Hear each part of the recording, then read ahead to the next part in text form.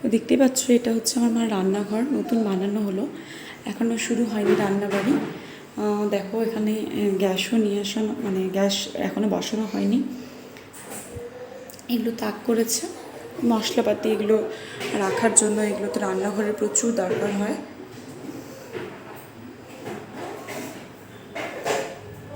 রান্নাঘরে প্লাগ পয়েন্টের খুব দরকার হয়। দেখতেই পাচ্ছ এখানে একটা চিমনি প্লাগ করা হয়েছে, আর নিচে এখানে মিক্সার গ্রাইন্ডারের জন্য পয়েন্ট করা হয়েছে। এখানেও একটা পয়েন্ট করা হয়েছে, জানি না কি রাখবে না রাখবে।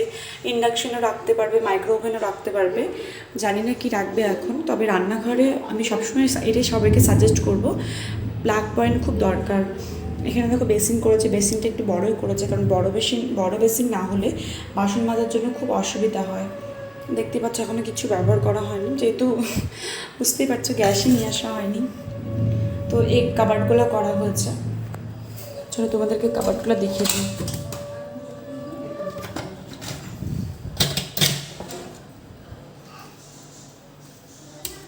এই দেখো এই একটা তাক,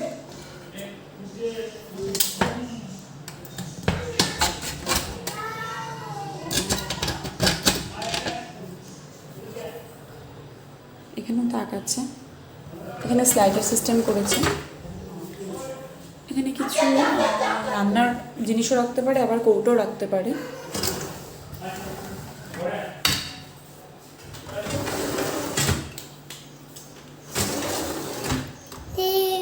তো কেমন হয়েছে আমার মা রান্নাঘরটা তোমরা অবশ্যই আমাকে কমেন্ট করে জানিও। এখানে সিলিন্ডার রাখার জন্য করেছে এটা।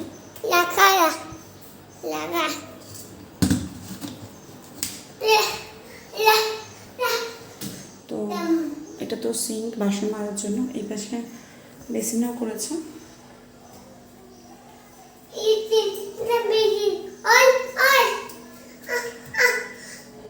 এটা এখানে করেছে একটা তাওয়াল বা হ্যান্ড তাওয়াল কিছু রাখার জন্য, মুখ ধুয়ে হাত ধোয়ার জন্য।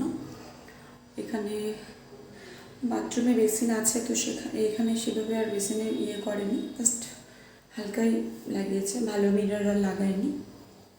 তো ফ্রিজটাও রেখেছে, ফ্রিজে আই থিঙ্ক মনে হয় কোনো জিনিসপত্র নেই এখনও। তুমি দেখতেই পাচ্ছ কিছু নেই, সব ফাঁকা, কারণ রান্না এখনও স্টার্ট হয়নি এখানে। আজকেই সব কিছু ফ্রিজ আনা হলো।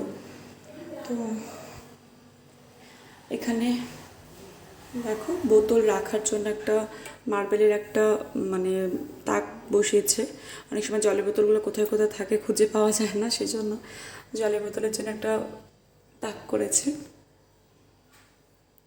আর এখানে একটা বাথরুমও বানিয়েছে।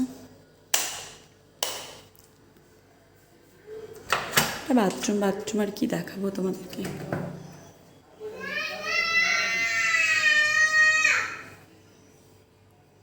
এখানেও তাক করেছে।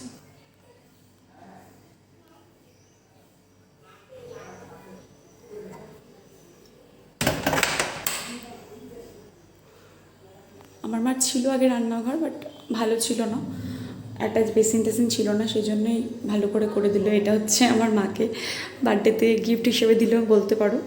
তো অ্যাকচুয়ালি এটা এই কারণে গিফট দিল, কারণ বাবা মনে করে এর থেকে ভালো কিছু হয় না বার্থডের উপহার, কারণ মেয়ে মানুষ যারা আছি আমরা, তারা বেশিরভাগ সময়টা আমরা রান্নাঘরেই কাটাই, সেজন্য আমার মাকে এটাই গিফট করেছে বার্থডেতে। তো তোমাদের কেমন লাগলো আইডিয়াটা অবশ্যই আমাকে জানিও। তো একটু পরে এখানে সব গ্যাস ট্যাস নিয়ে আসা হবে, প্লাস আজকে এখানেই রান্না করা হবে। তোমাদের সাথে সবটাই শেয়ার করব, তোমরা দেখতে থাকো ব্লগটা।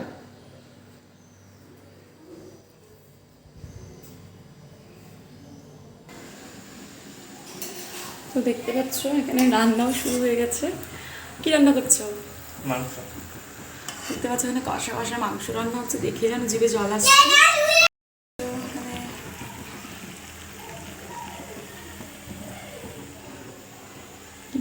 ভাতও বসানো হয়ে গেল।